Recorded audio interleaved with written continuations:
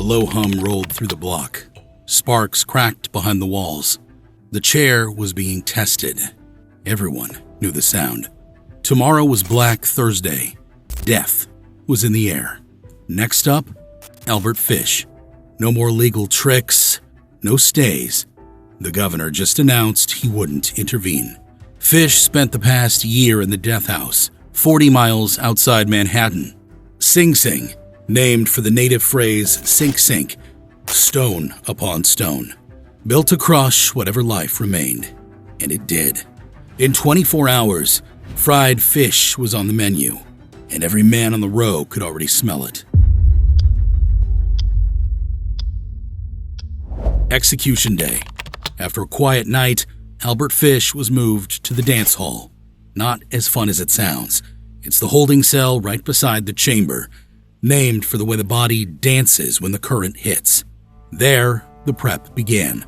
Prison barbers shaved him down. The crown of his head, his right calf. Clean skin meant clean contact. No sparks, no fire. He took a hot shower, another safety measure. Nothing left to chance.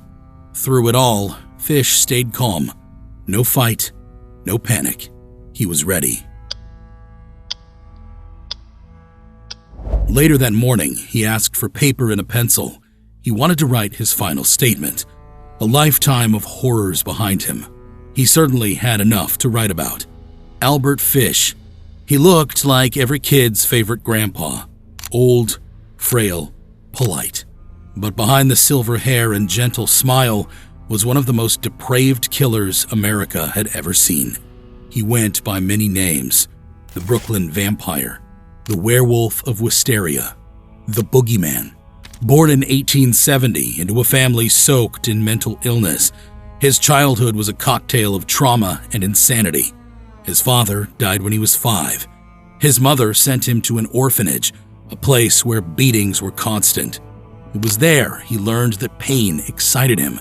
He said he liked it when they hit him, said he wanted more, and that desire never left. As an adult, he lived a lie, married, 6 children, handyman and painter. But behind closed doors, he was a sadomasochist, drove needles into his skin, paid to be beaten at brothels. But hurting himself stopped being enough. His obsession turned outward, toward the young and vulnerable. He lured them with candy and money, and when they followed, they vanished. With his instruments of hell, a knife, a saw, a meat cleaver, he committed acts too disturbing to recount. Across decades, across states, he claimed more than 100 victims. Police never learned the true number, but one case ended it. Grace Budd, 10 years old. He charmed her parents, posing as a farmer offering their son a job, then left with their daughter. She was never seen again. For 6 years, the case went cold, until a letter arrived, unsigned, anonymous. It described what had happened to Grace, in words no parent should ever read. That letter led police to Fish. He was arrested in 1934. Experts called him the most extreme case of psychopathy they had ever seen.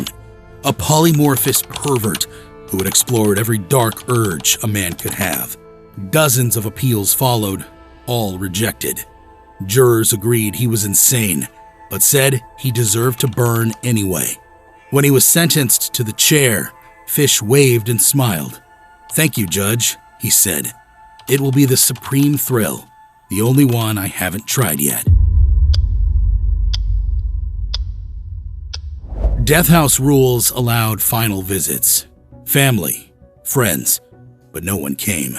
Not once during his time behind bars. Not even today. Only his lawyer, James Dempsey, the man who had fought to keep him out of the chair. A fight that wasn't for Fish. Albert Fish is unpunishable, the lawyer had said. Incurable, unreformable. He doesn't even fear the chair. Dempsey was fighting for everyone else like him, the legally insane, who might one day face death for crimes they couldn't understand. Executing the insane is like burning witches. One day, he said, the world would look back in shame. As their final meeting ended, Fish handed over a sealed envelope. 3 pages. His final statement he wrote earlier. Dempsey read it once and never again. The most filthy string of obscenities I've ever seen, he told the press. I'll never show it to anyone.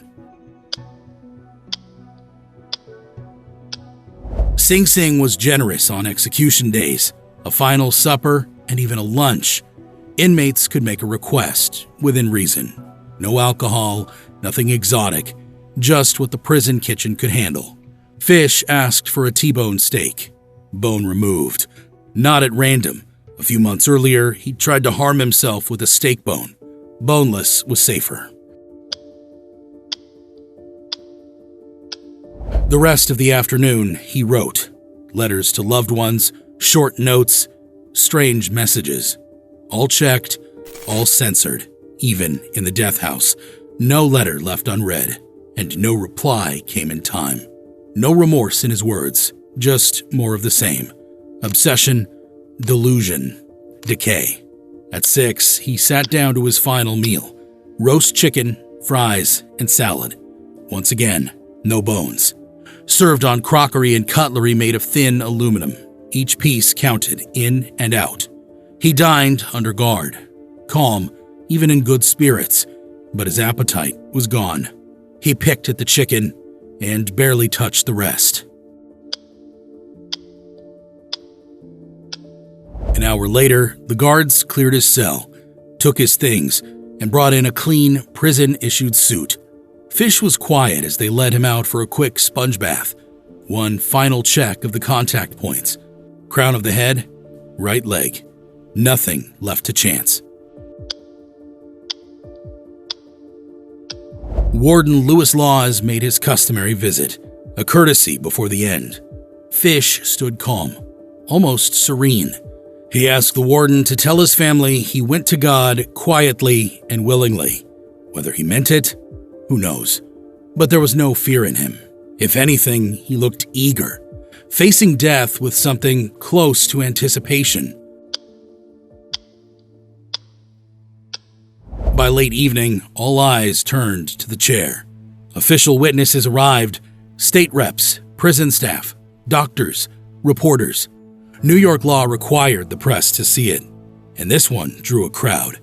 Albert Fish had made headlines. Now, they wanted to watch him die. Only 24 made it inside. The rest were turned away at the gate. The chamber was ready. Leather hood, straps. Final voltage tests by executioner Robert Green Elliott. Tension thickened. And just before the main event, Reverend Anthony Peterson stepped in, Sing Sing's Protestant chaplain. Fish had spent his final weeks buried in the Bible. Now, with minutes left, he asked for prayer. Just a monster and a man of God, alone with the clock. Shortly before 11, 2 guards entered the cell. One knelt and slit Fish's right pant leg. At 6 minutes past 11, Albert Fish was led into the execution chamber, where the famous Old Sparky waited.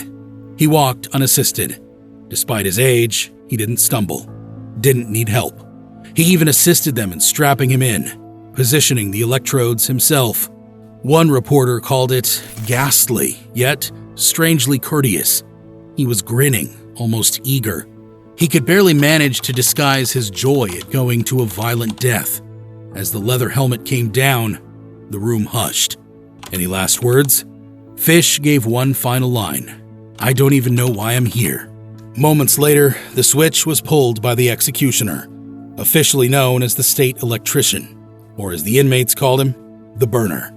Legend has it that blue smoke curled around Fish's body and flames shot 2 feet into the air, a supposed short circuit from the needles buried in his flesh.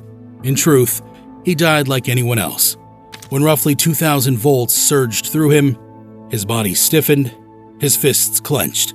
After the required second jolt, the prison doctor stepped forward, checked for vital signs, and at 11:09 p.m., Albert Fish, the oldest man ever executed at Sing Sing, was pronounced dead.